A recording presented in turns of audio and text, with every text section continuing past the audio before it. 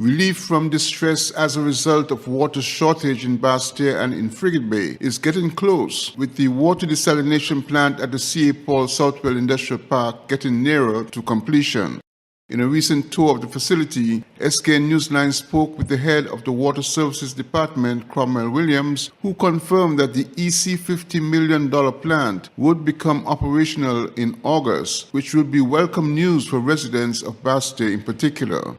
The plant, designed by U.S. company Gemini Seawater Systems and funded by the Republic of China on Taiwan, will add 2 million gallons of water per day to the Bastia Frigate Bay water distribution system, as explained by Cromwell Williams. The Bastia desalination plant, which is underway, being constructed, currently is about maybe 70% completed and is expected to be completed in August, but we expect to have partial completion by next month, hopefully July. It's a total capacity of 2 million gallons per day. Now, to put that in context, the entire Bastia, including Frigate Bay system, uses about 3.5 million gallons per day. So we're adding 2 million gallons to that. So that's about a 65% increase in the water supply to the Bastia Frigate Bay area. And we expect that once this is in operation within 2 months or so, that we would have enough water to allow Bastia and Frigate Bay, etc., to return to 24-hour supply. So that is the main reason for constructing this plant. It is just that as the country has developed, we have now reached the extent where the amount of natural water that we have from surface and from groundwater, especially in this Bastia area, is no longer enough to sustain the development of the country. So we have to augment and supplement that supply by including desalination. Constructing the facility is Royal Utilities Limited, a locally incorporated company. General Manager Jerry Moyes described key aspects on the construction and the way the system will work. This plant here incorporates all of the latest upgrades available in the desalination technology and development. So the latest things on the market is for all the desal facilities are going to be incorporated into this plant. We're going to be pulling water from the ocean. We've got 6 massive motors and there are pumps. They're going to be pulling the water from the ocean. And we have a screen, something called a well screen filter, that's out in the ocean. And that stops fish and other sea life from entering into the system. That water is pulled from the ocean, strained, and then put through a second building. And the second building is called a media filtration building. All it does, cleans the water 100% down to like 50 micron, 40 micron. So it's pretty fine, clear water. And then at the end of that, it enters into the production line. So the reverse osmosis building receives the water from the pumps after it's been filtered, and then it refilters it again, all the way down to 5 micron. At that point, the water is ready to hit the production line. And then the big massive motors and pumps take that clean, clear, filtered water and run it through the RO process. So the RO process splits the water into 2 parts. One will be the clean, fresh, potable water, which will be stored in this tank right here. But once the water is split into 2, one half has no salt, the other half will have double the salt of the ocean. And that will be run back out into a spot in the ocean where there's a cross current, and it'll blend in, and the IA study shows that it'll have no impact whatsoever on the marine life. And this falls in line with the St. Kitts Marriott desal plant, where there's been no impact on the environment whatsoever. According to Moyes, the pipelines into the sea will be anchored securely to the seafloor and will be able to withstand the rough seas caused by tropical storms and hurricanes. Glenn Bart reporting for SKN NEWSLINE. A shifting copyright policy is raising questions about the operations of the Eastern Caribbean Collective Organization for Music Rights, better known as ECHO, in St. Kitts and Nevis. ECHO has been issuing licenses and collecting royalties for the public performance of music across the Federation. That included high-profile events like the St. Kitts Music Festival. In fact, the process was coordinated with the Royal St. Christopher and Nevis Police Force, which required event promoters to seek a license from ECHO before being issued permission from the police. But now, ECHO's operations have come under scrutiny. So what changed between then and the passage of the Copyright Collective Management Organization's regulations? SK NEWSLINE put this question to representatives of ECHO, Martin James, the CEO, and the St. Kitts Nevis agent, Grace Richardson. Nothing really should have changed. That is my view, because I have been out there trying to get the public to understand exactly what these rights are about, and not only the rights of music, people who do music, because I'm not only a person who does music, I am also a writer, an author, and so it's a matter of educating people about all the rights of all the creatives, which are supported by our Copyright Act. And now we have signed on to all of those world treaties, so it's even more crucial because we are supposed to be looking after everybody who is a creative, local or foreign. So I don't have an answer, a complete answer to why things have changed. The change in the Copyright Collective Management Organization regulations, which came into effect on December 6, 2024, introduces a mandatory requirement that all collective management organizations or CMOs must first obtain formal authorization from the Intellectual Property Office of St. Kitts and Nevis, known as IPO SKN, before they can issue licenses or carry out any rights management activities within the Federation. As a result, the Ministry of Justice and Legal Affairs issued a recent statement clarifying that ECHO and other CMO currently lacks the legal authorization to operate in St. Kitts and Nevis. ECHO says it now has the documentation to meet the requirements, but has some concerns about the regulations, which it hopes to discuss with the government. We had some issues with the legislation itself, which we wrote by way of our letter, and we would want to discuss it and have some sort of level of discourse. And we did indicate that we would not be, we would definitely go to the full extent and go to the court, because sometimes when moral suasion and that cannot happen, then you use the facilities of the court, which would give you a judgment in that regard. And this is where we're at.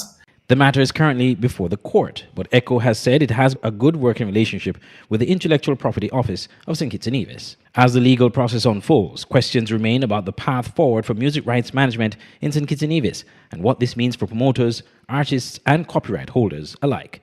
We'll continue to follow this developing story. Andre Huey, SKN Newsline.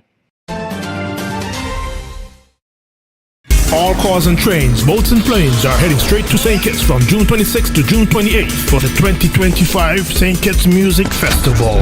Featuring Young Brother, Kester Band, Shensia, Dejour, Barrington Levy, Patrice Roberts, Spice, Romaine Vogo, Ira Star, Jennifer Hudson, and the world boss himself, Vibes Cartel, and much, much more. Get your tickets now at stkittsmusicfestival.com. The 2025 St. Kitts Music Festival, June 26th to June 28th, where music meets paradise. Can I get a wow? It's the sound you'll make when you get out alone. From a place you once knew to a dream home come true. Wow, for a home like new. Wow, is the effect you'll get when you upgrade your home. Upgrade, improve, enhance your home with National Bank's Wow Mortgage for the effect you'll get when you upgrade your home. Lowest interest rate guaranteed and the most favorable terms. It's Wow Mortgage. Can I get a wow? Get your praise on for Praise Fest 2025 in collaboration with St. Kitts Music Festival and Ministry of Ecclesiastical and Faith-Based Affairs. Praise Fest is bringing you a lineup you won't forget, such as our very own Vinal Powell, Susan Bess, Nisha Woods, Bridget Blucher, and Kevin Downswell. Secure your tickets from Sister Beverly on 4th Street, Westside Service Center, and if you're in Nevis, Island Flavors Charlestown.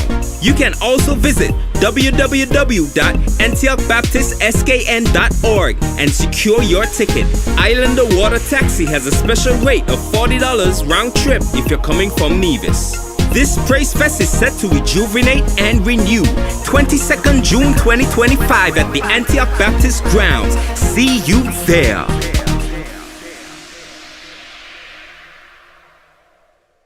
Are you tired of Wi-Fi dead zones in your home? The Cable has the ultimate solution with our whole home Wi-Fi coverage. Say goodbye to frustrating signal drops and hello to seamless connectivity in every corner of your home. No more Mom, my tablet's not working in my bedroom. My game is freezing, Daddy. or WhatsApp calls dropping as you walk around the house. So many people struggle with dead zones and restricted Wi-Fi, and the Cable has the answer. Enjoy full blanket increased Wi-Fi coverage with installation in 48 hours or less. Whole home Wi-Fi coverage is here. Get the whole family connected today. Come in or call the Cable at 465-2588 to get your whole home Wi-Fi boost installed. The Cable, always giving you more. Terms and conditions apply.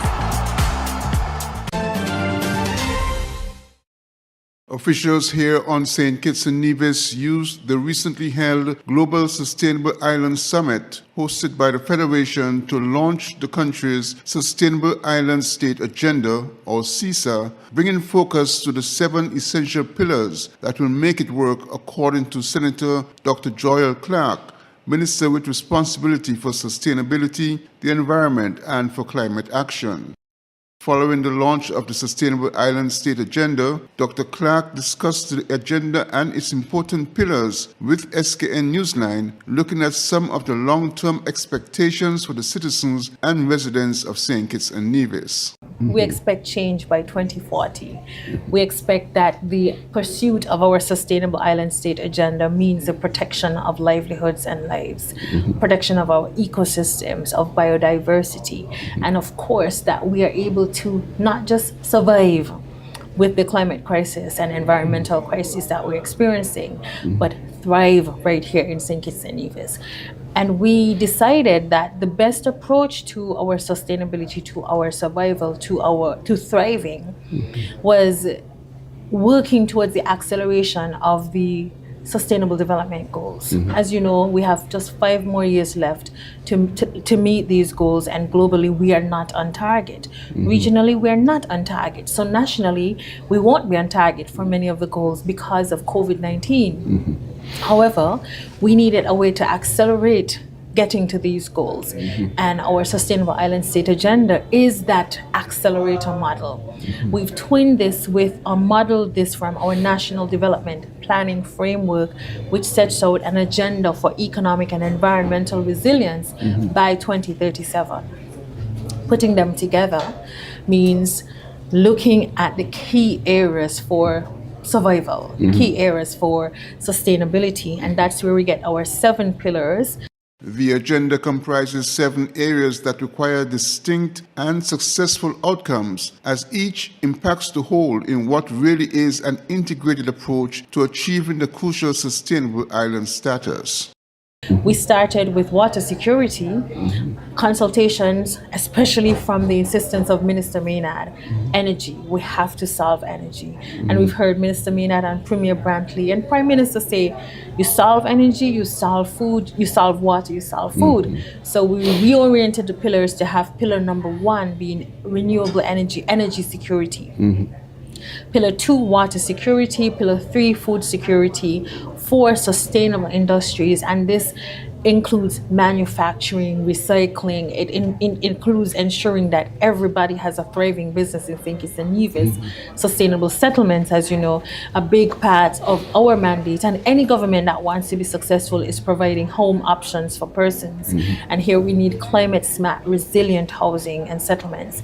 And it goes beyond just the physical structure, but actually having sustainable communities where people could thrive and live well. And we move to circular economy, and I have no qualms in saying that the Ministry of Environment is adamant that we are going to have a circular economy here in St. Kitts and Nevis. It's no longer purchase, consume, dispose.